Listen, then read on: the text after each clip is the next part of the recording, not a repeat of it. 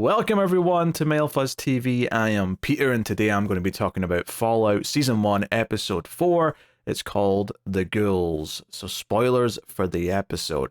And I have to emphasize Season 1 because it got renewed. Just before I watched the episode tonight, I read the news that Season 2 is a go. So that is fun, good news. Nice to build up to the finale knowing that it's going to... I don't know if it's a cliffhanger or not, but if there is, I'll be less frustrated by it, knowing there's going to be a season 2. But this episode's a little bit shorter, partly because there's no Maximus plotline in this episode. And I did, I missed the character and the plotline a little bit because it's probably been my favorite of the show so far. But that's not to say that what was here wasn't engaging and didn't do some interesting things and didn't carry some of the characters forward. And it's funny because last episode I was talking a little bit about where I thought the ghoul in Lucy's plot might go. Particularly the ghoul side of it, where he might even sort of regain some humanity back after being influenced by Lucy. And there was definitely a point during this episode where I thought, oh, maybe I was talking a lot of nonsense right around the time where fingers were being bitten and cut off back to back. Right around then I thought, oh, maybe that's a lost cause. But by the end of the episode, I was like, oh no, maybe I was onto something. Because not only does she do something nice for him, in spite of everything that he's done to her, and it's a big list at this point, at the very end of the episode, we have the ghoul find the tape of his old movie, and he sits down and watches it. And this ending I thought was really cool because it's the scene that we saw him shooting at the start of the last episode.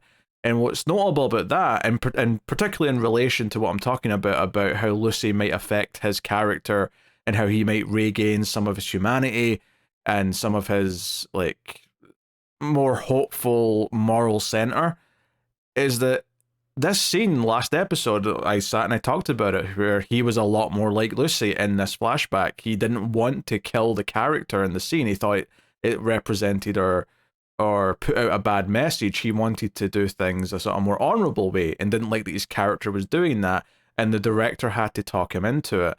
So what's so good about this is that right after Lucy's done this act of kindness by giving him this drug that he needs to stay humane, not humane in like a kind to people way, although we're definitely getting to that, I think, but more, he has to stay human is what I meant to say. I just said it weird. But he then watches this scene, and obviously he sees the title, he sits down, he puts it in, and he starts watching. And I think what's so good about this is that I think him watching this scene, he's going to remember the context of how he shot that scene. Because here in this final movie that he's watching, it's like the director wanted it to be. He says the badass line and he kills the bad guy in the head and says like something else afterwards that's kind of cruel and like, oh, he's a badass now. The whole point of this is that he is going to remember that he fought against doing that and that he was different once upon a time. I mean, hell, even as he starts watching it, he makes a little finger gun as if he's like, oh, look at me, I'm such a badass. But I think by the end of the scene, and when it cuts to black, the idea is that he's remembering how he felt at the time. And of course, earlier in the episode, he even says to Lucy that, you're just me. You just don't know it yet. Like, eventually you're going to turn into me. And it's the idea that the wasteland will change you. I mean, that's kind of what we were getting at last episode with the whole nothing stays clean up here line. But he's explicitly saying eventually you're going to have to be like me. You're going to turn into me. And that's what he even says when she bites the finger off of him, is like, oh, not only is that the first fair exchange we've had, but when she's finally drinking the water that's radioactive and she looks disgusted by it, but she can't take it anymore, she's too thirsty, he says something like, oh, there she is, or there, it's finally coming out, or something. It's this idea that he's so cynical and jaded from this world that he expects that she has to turn into someone like him, like it was inevitable. But maybe the story for him is going to be that she's going to prove that you don't, and that will possibly make him sort of find his way back to something closer to who he was before this all started. Probably not the exact same. He still went through a lot of shit. Like, no one's saying he's going to be quite the same person, but certainly something closer. And the other thing I liked about this episode, actually, is that Lucy's whole plot here, especially in the back half of the episode, once it gets to this this market where the ghoul is selling her off in exchange for some vials of this drug, is that this very much represented a common occurrence in the video game, which is that you'd go to a location like this and you'd be faced with a variety of characters, right? You've got a couple of the dudes here, one of whom is played by the actor who was in a series of Unfortunate Events, the Netflix show. And you've got a robot who, by the way, sounded quite dapper, I must say. Matt Berry voicing a robot. I recognised his voice instantly because Matt Berry's got a very distinct voice.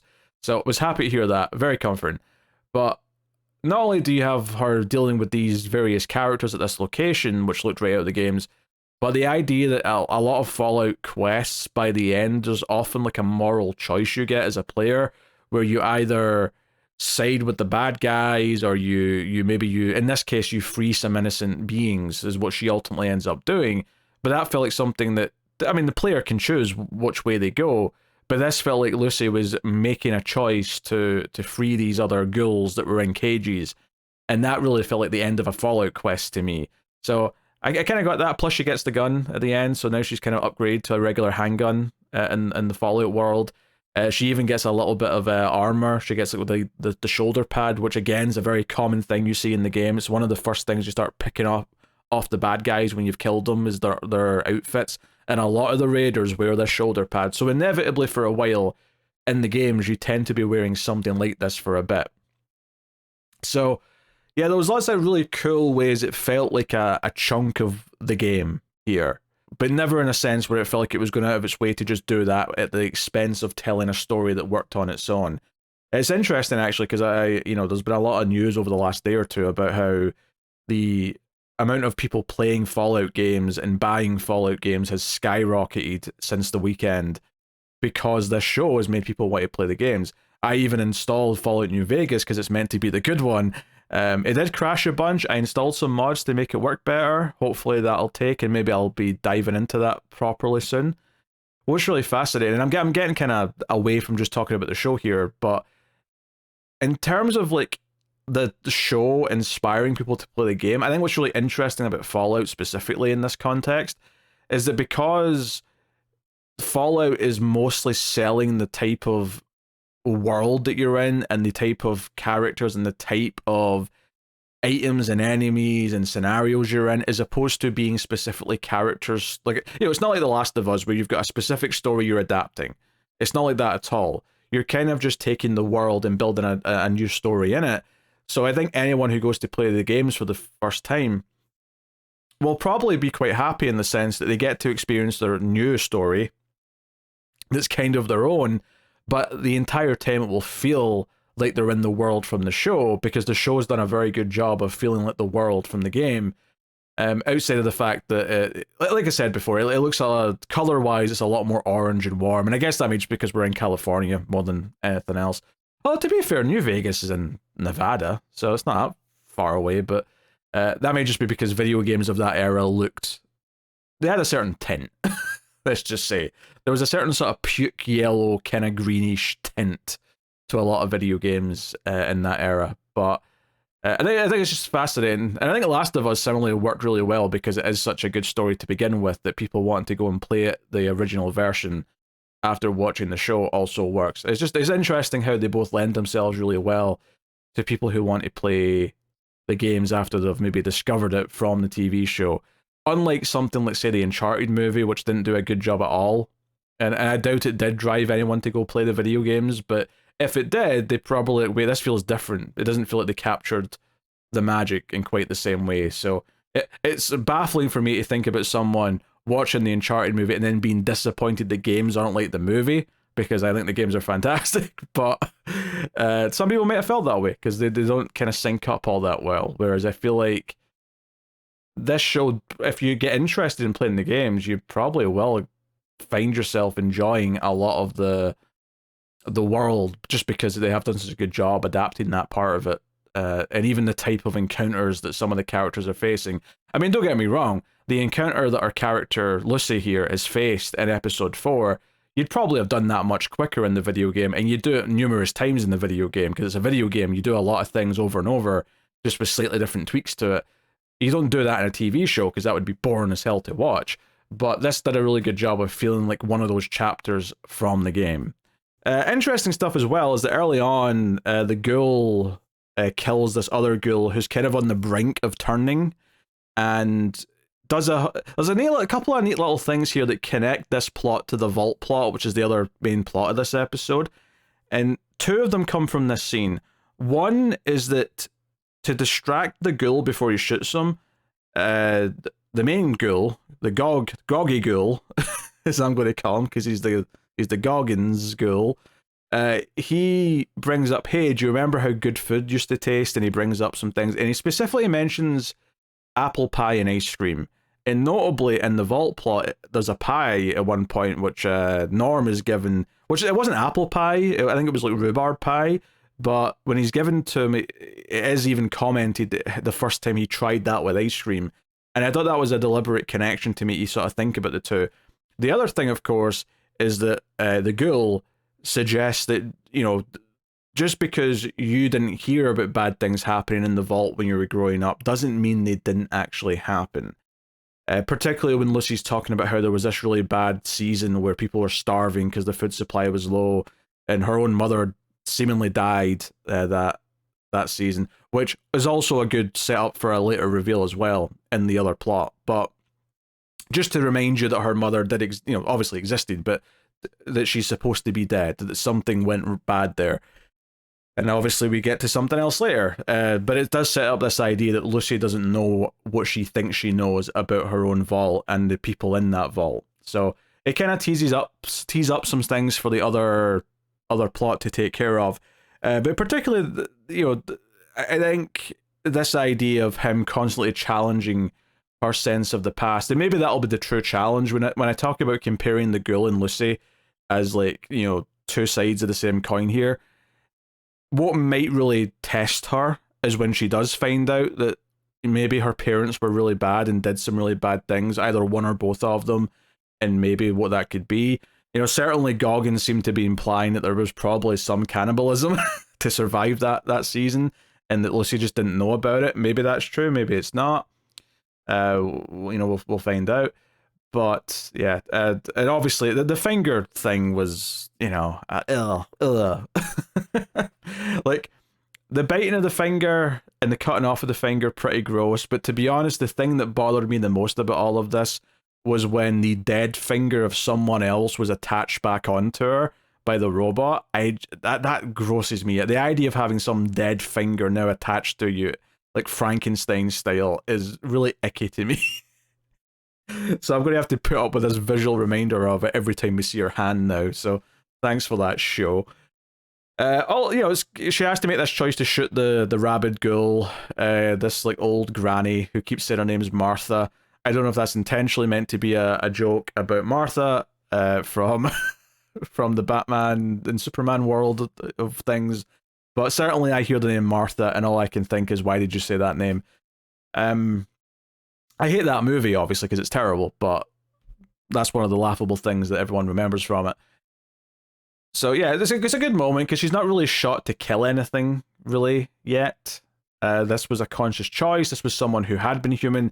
It sells the idea that these ghouls, once they do turn, if they don't get this drug, are genuinely like zombies. Funnily enough, she also inadvertently gets the two guys that work here killed, because she demands that the other ghouls be let out, even though they're already complete zombies, and everyone dies as a result of that. Which is also kind of a staple of Fallout, is that sometimes your decisions lead to a lot of innocent death, and that also felt very much like the video game. So yeah, main Lucy and Ghoul plot was solid. It would continue kind of these character beats that I'd already been playing with. I know I like a TV show when I feel like I talk about what I think these scenes between characters are getting at one episode, and then the next episode they're kind of like enriching that and actually kind of corroborating some things that I was maybe taking from what they did before, but also enhancing it and taking it a little bit further. That tends to be a good sign to me that I'm really enjoying the writing of a show, because it's really got strong characters, so they're doing something they're going through an arc, they're going through something that's going to change them. and I feel quite fulfilled by that right now. This Fallout show is definitely much better than I think I was hoping it could be before it started. So very, very good. The Vol plot, other than the two idiots campaigning to be the new overseer, I can't remember their names as off the top of my head. What we got? Snip Snip was the robot, by the way. I don't know. I mean, I don't think that's actually his name. I think she just called him that because he said he'd do a little snip snip, and we get the whole scene with the buzzsaw, and she like gets out and defibrillates his head. I just kind of glossed over that. There wasn't much to say, but yeah, Woody and not Chet. Chet's the cousin. Is it Reg? Reg is the one. Yeah, Woody and Reg are running for overseer. No, I think the more interesting thing to talk about here, obviously, is Norm, and the other woman who's down there. It goes to Norm, Betty, I think her name is. She goes to him, offers him the pie that I mentioned, and kind of alludes to again some of the things that we were talking about last time about this idea of like how some of the characters in the vault might turn if they go down this path of vengeance. And she talks about how he's a smart guy, and when dumb guys get angry, they pee on things and they hit things. But when smart guys like Norm get angry, then that's a scary path, right? And kind of just asking him to maybe think about what he's doing. But he's delivering cake to the inmates, and one of them says, because he mentions that the people in Vault 32 were innocent. And the savage guy in the cell is like, I don't know what they were doing, but whatever it was not innocent. But he says it very earnestly, which makes Norm want to go check out what's going on. Meanwhile, the cousin character, what's his name? Is he Bud? Oh, he's Chet. I think he's Chet. Regardless, he is with Blondie, pregnant blonde lady with the eye patch. And she wants to give him some of her husband's stuff. And then once she puts a couple of his clothes on him, it's like a cardigan and a scarf, she gets kind of like emotional and then starts kissing him and wants to have sex with him. And of course, he was already having sex with his cousin, so I don't think he even minds being called the dead husband's name. She's just really into it. She insists that he keep wearing the clothes. And then he makes a comment about how she's very wet. And then she goes, oh my god. And then she backs up and her water completely breaks. So, like, I have to admit, I got a chuckle out of that. I got a chuckle out of him thinking that he was doing a good job, and then it was, no, her water just broke. So she's soaking wet. Norm comes and gets him, and they go looking into Vault 32. And we see some interesting things in Vault 32. It appears that all of the people here, not recently either, not when the raiders came in. It seems like the raiders came in after all this stuff went down. They seem to kill themselves or each other. So, one guy had a fork in a toaster. Two other people were like strangling each other. And they go looking through records. Norm's looking up the computers and try to figure out what's going on. And they get to like the overseer's office, and he's seemingly killed himself. And perhaps most interestingly, on the wall in blood at one point, they see the phrase, "We know the truth," or something similar to that. And immediately my mind got going about, if they learned something about Vault Tech and what the purpose of this vault is, or maybe they found out the cake is a lie and that they could never go back up on top or something like that. But it seems like they discovered something about their own existence which drove them so mad that they chose to die like this. Or maybe one person got so mad that they, I don't know, maybe pumped something into the vents or something and made everyone else go crazy. I don't know. But it kind of seems like it's hinting at that there's some secrets about Vault Tech, which again ties into Goggins talking about how just because they think they know about stuff doesn't mean that they actually do, and that there's not darker stuff going on. You might think you grew up in some big happy land where everything was peachy and perfect, but in reality, the true horror was just being kept secret. It was being kept behind the scenes. And you could almost argue that scene last episode with the guy coming to tell everyone that the water filter thing had broken, that maybe is true. Maybe that was implying, yeah, there was sometimes like dark decisions being made behind the scenes that maybe Lucy's dad was having to make, but ultimately, these decisions were being made, and most of the population of the vault never had to find out or know that something bad was happening or or whatever. Which also reminds me, the ghoul did react a little bit to her name. When he asked Lucy's name and she's like Lucy McLean, he kind of reacts to that. I almost thought he was about to make a Die Hard reference. The way he sort of like, but clearly it's kind of implying maybe he's heard that somewhere before. Possibly from the mother, because the last thing we find out in the vault stuff, Norm's checking the records, and I actually was thinking before how Lucy would get back in the vault if she went back. Would they open it for her? But it turns out you can get in as long as you have a Pip-Boy. And they check to see who opened it, and the Pip-Boy that opened it from the outside, that's Vault 32 that is, that possibly led... Now, whether or not this was directly tied to the Raiders, or this, like, Lucy's mum opened the vault independently for another reason, and then the Raiders just kind of sauntered in later, that's a possibility. But given that the villain lady specifically wanted Lucy's dad, it would suggest that they have some kind of connection, whether that be an alliance or a rivalry with Lucy's mother, is remains to be seen. But it would certainly suggest that it has something to do with that. So Norm finds this out, so he's getting disillusioned.